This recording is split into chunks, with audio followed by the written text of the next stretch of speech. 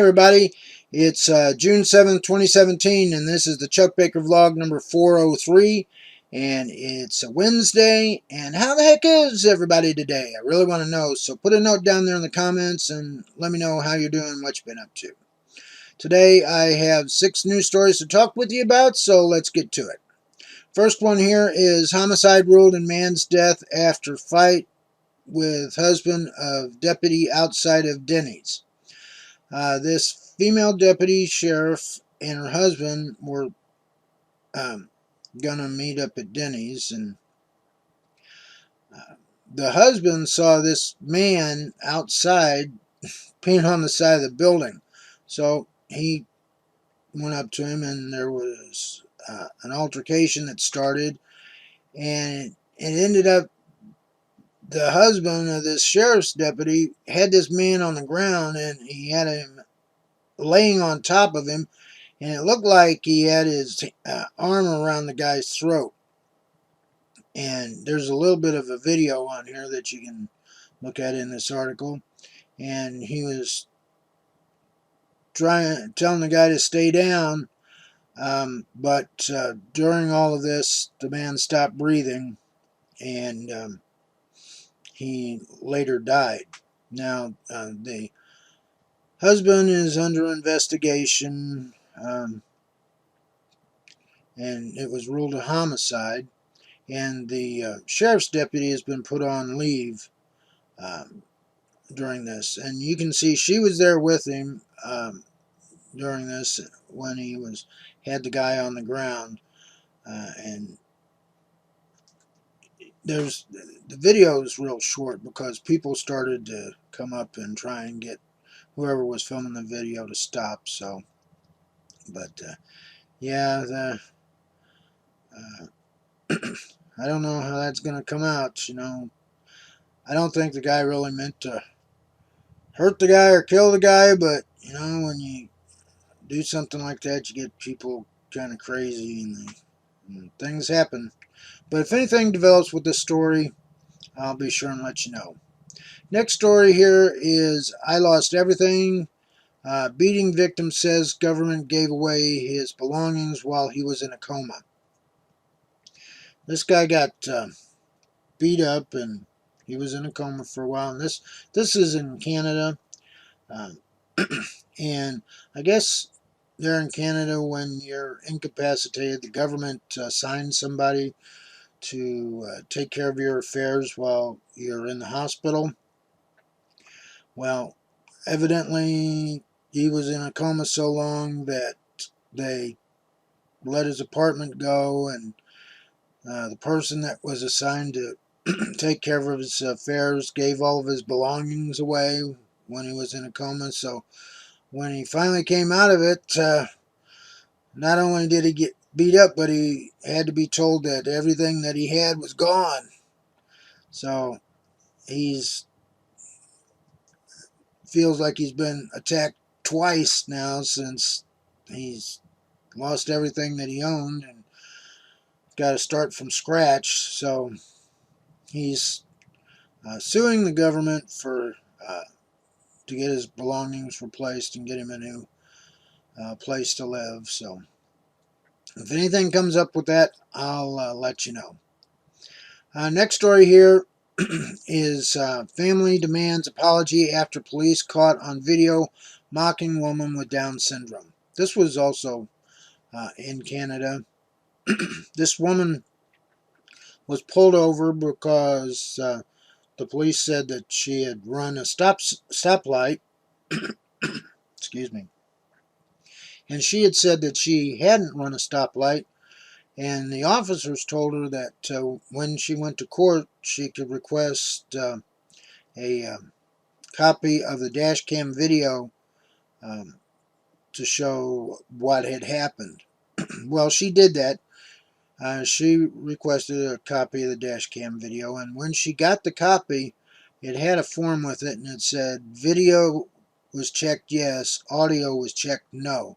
So the officers didn't know that their audio was on during this, but after they had given the woman the ticket and got back in the car, she had her 2 daughters with her and one daughter is 29. She has Down syndrome. Well, after the officers got back in their patrol car, they started talking about the girl. One said that she looked different. She was maybe disfigured, and then they started getting crude about her. One was saying that he uh, had a new word for people like that, artistic, and it was just you can hear him in the video talking back and forth about this um, Down syndrome woman.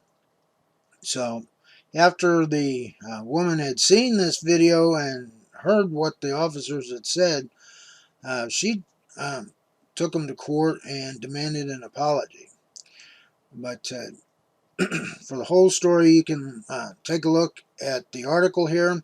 As always, the articles are on my Google Plus page, and also links to these articles are down in the description. Next story here is kids are quoting Trump and bullying their classmates, and teachers don't know what to do about it.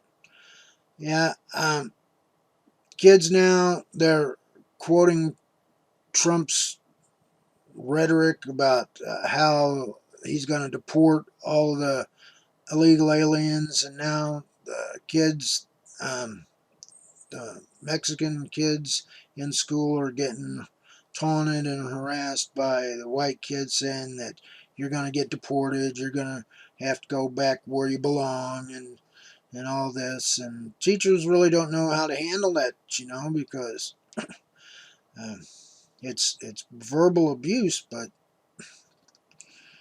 when the president gets to say that kind of stuff, and you tell kids that they can't do that, uh, that's just kind of hard for them to understand. But I don't know. Teachers have a tough time ahead of them, I think. Next story here is Russian agents hack U.S. voting machine manufacturers before U.S. election.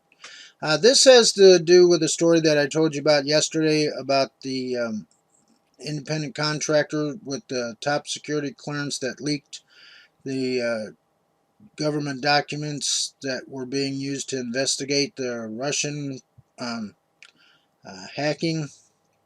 Well, this is part of the documents that were released, and evidently the Russians did hack into some voting machine manufacturers to gain information about the programming and the architecture of the machines. Now, before we were just thinking that they just manipulated people through social media and whatnot uh, to vote, but now it seems like they actually did tamper with some voting machines. So I don't know if they actually changed programming or what they did, but um, our system isn't centralized for elections. It's spread out all across the country in each state, and each state is different. But even if you were able to get into the system in one state, who knows what that might do with the election. So, now I'm don't know. Before, it's like he could say the Russians uh, interfered with our election, but what if they actually did manage to change a voting system in one state? I don't know. This is getting messier and messier all the time. So, I don't know about that. What do you guys think? Do you think that this information would, knowing this, might have changed the outcome of the election? Put a note down there in the comments and let me know what you think. And then the last story here is fear of deportation drives people off food stamps in U.S. The immigrants are so afraid that they're going to get deported that they won't even go and try and get assistance because then the state finds out about them, and then they're deported. So now, before that was one way they were being tracked. So now they've stopped asking for help, and that's just hard on people. And really, in the long run, it's hard on the citizens of the United States, because you've got people out there that are homeless, that don't have anything to eat, and when people get hungry, they can do desperate things. So I don't know. What do you guys think? Real deportation thing. I mean, people are coming here to try and get a better life, and That's what this country was founded on. But seems like Donald Trump has a different idea.